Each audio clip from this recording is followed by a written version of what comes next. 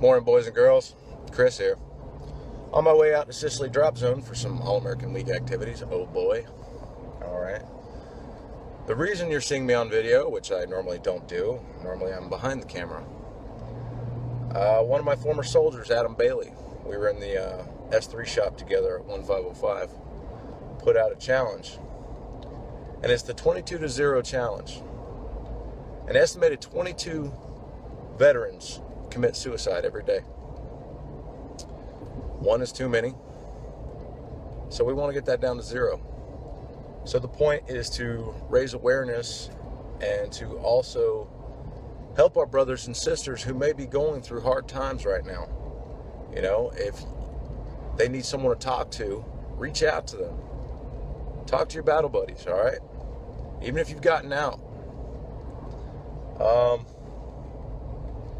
Now, a lot of people would say, why would we care what you have to say about this? Good point. You shouldn't. But I'll put it like this, all right? I've got a little experience in the matter.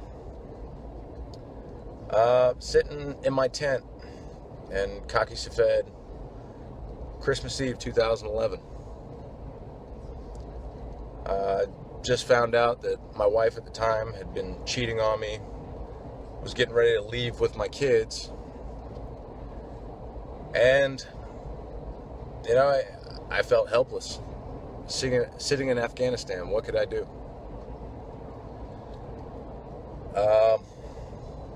The system seems to be stacked against most active duty military parents. You know, if you're in the military, normally when it comes to custody, it's going to whoever's not in the military. So I felt helpless there. You know, the life that I knew was ending.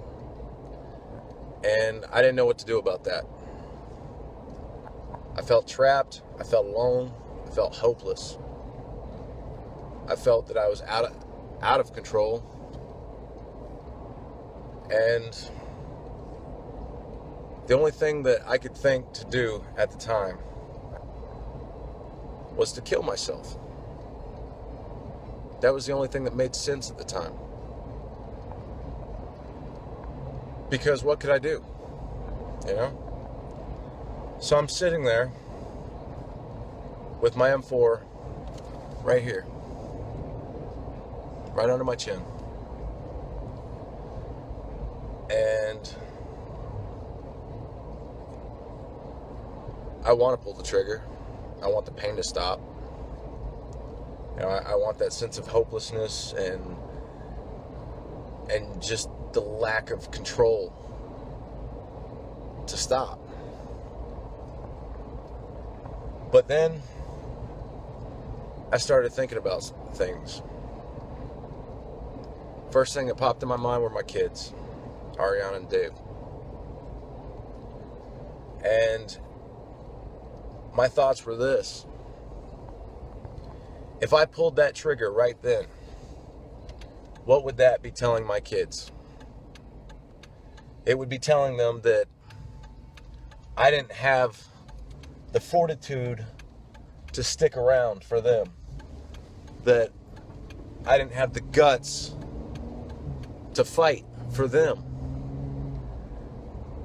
That them growing up alone was better than me sticking around and suffering.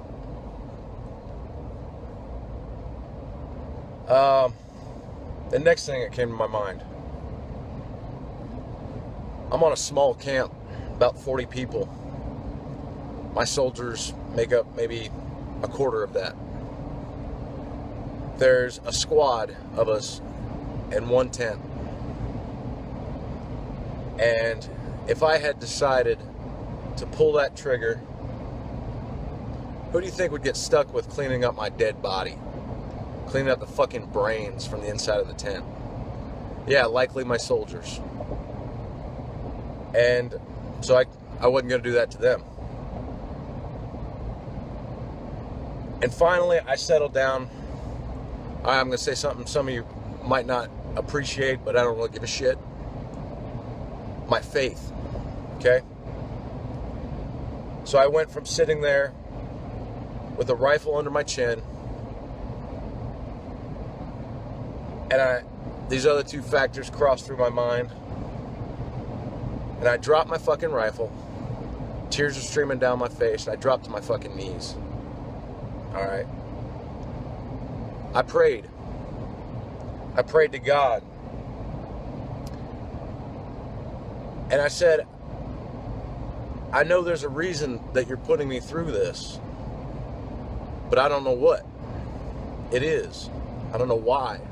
I don't know what I've done. I mean, obviously, I haven't lived a perfect life.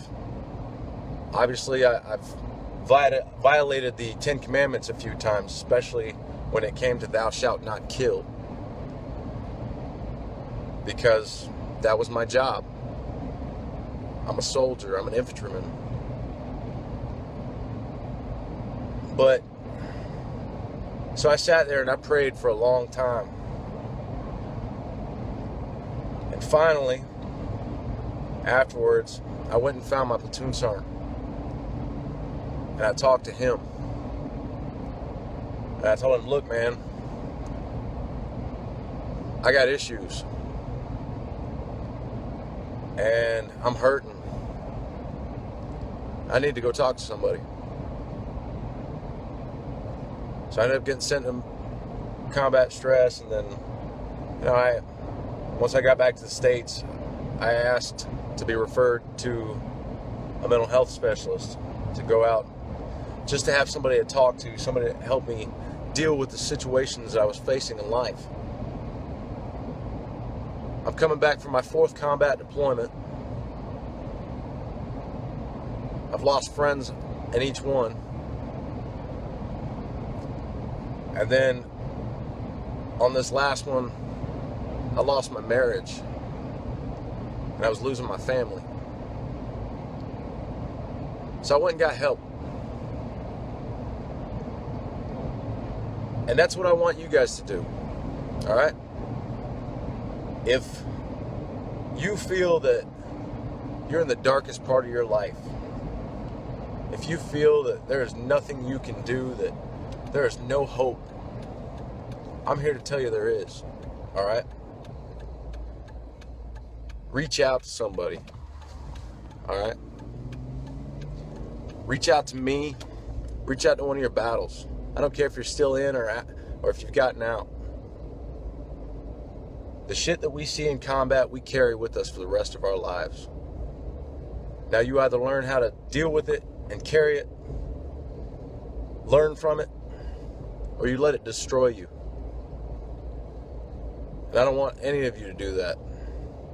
I don't want anybody to decide that their only option is to take their life. It's not. People care about you. People love you. Right now, it may not feel like it. But I want you to know that we're out there.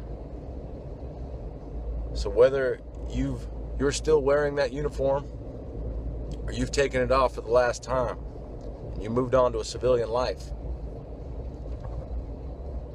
if the shit's still getting to you, reach out, talk to somebody, call somebody.